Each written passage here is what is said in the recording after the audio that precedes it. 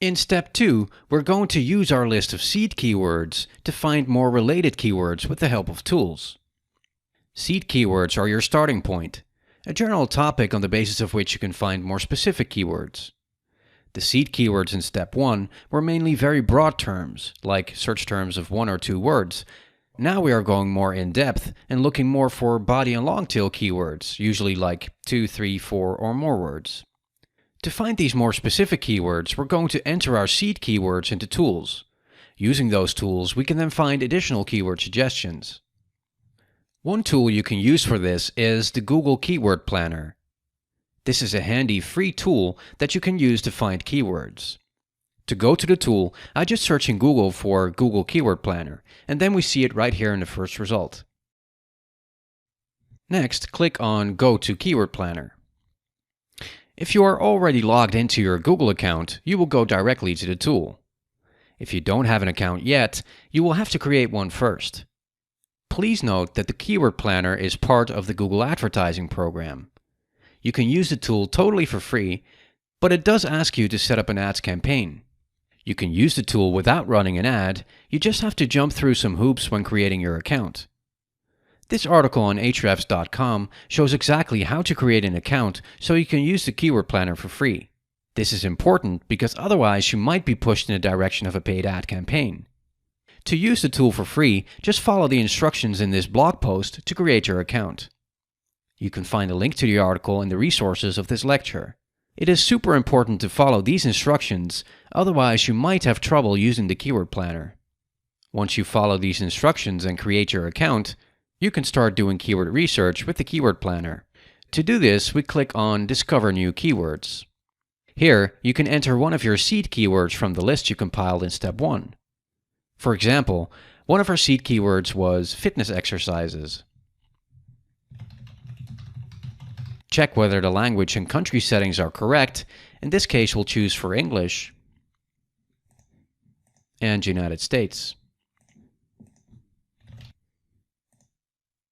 Then click on Get Results. You will now see all kinds of suggestions for related keywords, such as workout, abs workout, shoulder workouts, etc. We may be able to use these keywords for our website. For every keyword, we can see the average monthly searches in Google in this column. So for the keyword fitness exercises, there are between 1,000 and 10,000 searches on average every month in Google. Unfortunately, we cannot see the exact search volume, we only have a range. You can only see exact search volumes if you pay for an advertising campaign through Google Ads. That's also the disadvantage of using the Keyword Planner. You have to pay for ads to see the exact search volumes. This range does give an indication, but there is of course a significant difference between 1,000 or 10,000 searches per month, and we therefore only have limited insight into the data. That ultimately makes it a little bit more difficult to pick out the best keywords. If you want to see the exact search volumes, you have to set up an ad campaign. In the next column, you see the competition, which is low, medium, or high. Note that this indicates how competitive ad placement is for this keyword. If the competition is high, it means that many people advertise on this keyword and that you probably have to pay more for an ad. So, this doesn't say much about the SEO competition for the unpaid search results. So you can't just say the competition for advertisements is low, so I automatically have a good chance of ranking high in the organic search results. Therefore, do not use these competition indicators to determine whether a keyword is worthwhile for SEO. The other columns also all have to do with advertisements, and are not that interesting for SEO purposes. We will go through this list and select the keywords that we think are interesting for our website. If the keyword is relevant and it matches what you are offering on your website, select it. Click here at the top to select them all at once.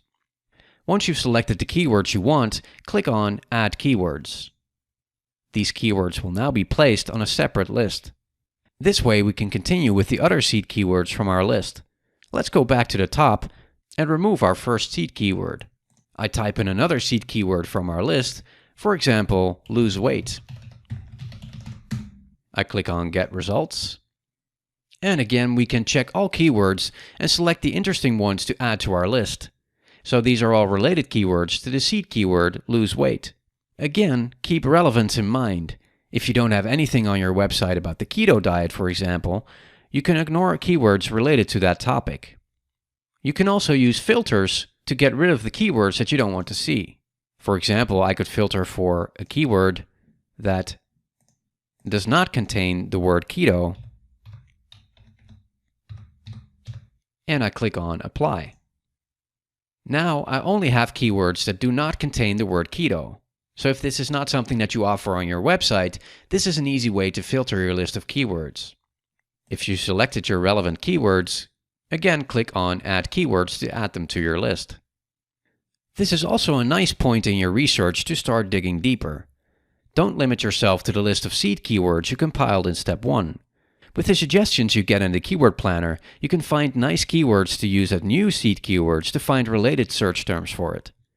For example, if yoga for weight loss is an interesting topic for you, you can grab that keyword and enter it as a new seed keyword.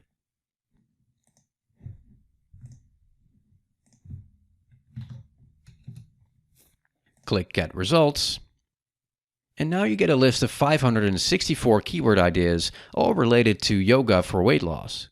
You can select all the interesting keywords again and add them to your list. This is the way to get the best results. If you want to do keyword research well, you have to put a lot of time into it. Some of your competitors are also doing keyword research, and many people want to be done as soon as possible and don't really do this in depth. Maybe they just enter fitness as a seed keyword, select some suggested keywords, and call it a day.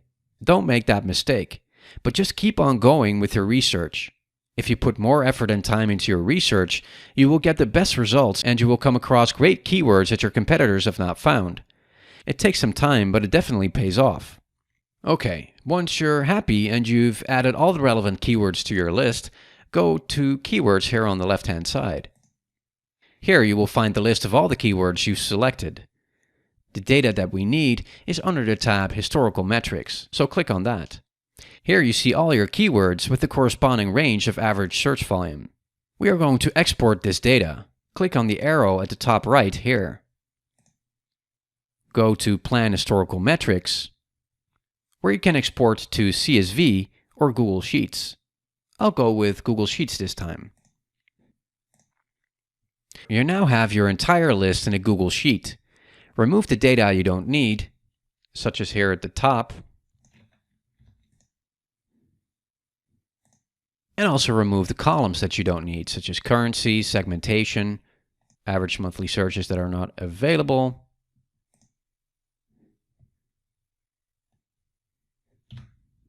Make the columns a little bit wider so you can see all the data. And there you have it. What we now have is a nice list of keywords for our website. We have the keyword in the left column and the minimum and the maximum search volume data for each keyword.